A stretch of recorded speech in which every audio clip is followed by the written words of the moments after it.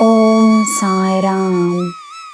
ನನ್ನ ಮುದ್ದಿನ ಮಗುವೆ, ಜನರಿಗೆ ನೀನು ಮಾಡುವ ಸೇವೆ ನೀನು ನನಗೆ ಮಾಡುವ ಸೇವೆಯಾಗಿದೆ. ನೀನು ಕಳೆದುಕೊಂಡದ್ದನ್ನು ನೀನು ತನ್ನಲ್ಲೇ ಹುಡುಕುವುದರಿಂದ ಪ್ರಯೋಜನವಿರುತ್ತದೆ.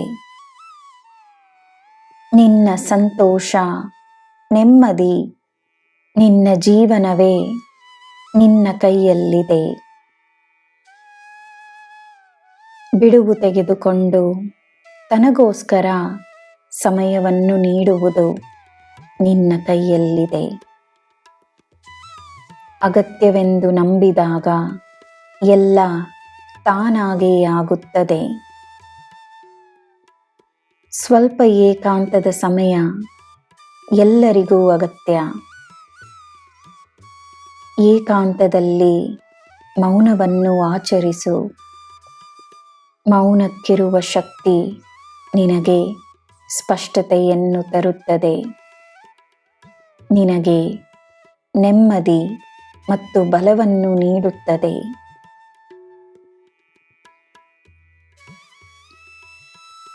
ನಿನ್ನ ಬಗ್ಗೆ ಜನರು ಹೇಳುವ ಮಾತು ಅವರ ಸತ್ಯವಾಗಿದೆ, ಅದು ನಿನ್ನ ಸತ್ಯವಲ್ಲ. ಉದಾಹರಣೆಗೆ, ನಿನ್ನನ್ನು ಯಾರಾದರೂ ಇಲಿ ಎಂದು ಕರೆದರೆ ನೀನು ಇಲಿಯಾಗಿ ಬಿಡುವೆಯೋ? ಅದು ಸಾಧ್ಯವೇ?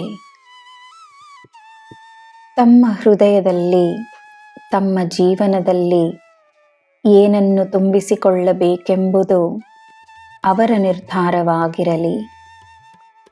ನೀನು ತನ್ನನ್ನು ಪ್ರೀತಿಸು. ನೀನು ನೀನಾಗಿರು.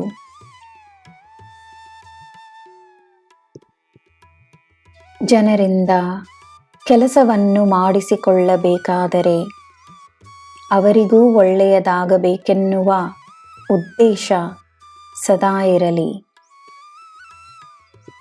ನಾಳೆಯ ಕೆಲಸ ನಿನಗೆ ಲಾಭವನ್ನು ತರುತ್ತದೆ.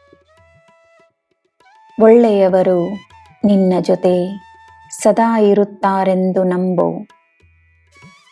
ನಿನ್ನ ನಂಬಿಕೆಯಿಂದ ನಿನ್ನ ಜೀವನದಲ್ಲಿ ನೀನು ಎಲ್ಲ ದೇವರು ದೇವತೆಗಳ ಆಶೀರ್ವಾದಗಳನ್ನು ತಂದುಕೊಳ್ಳಬಹುದು.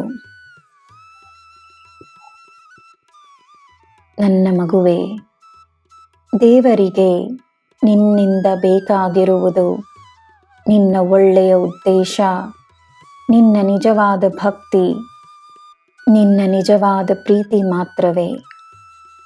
ನಿನಗೆ ಎಲ್ಲ ಶುಭವೇ. ಜೈ ಸಾಯಿರಾಮ್.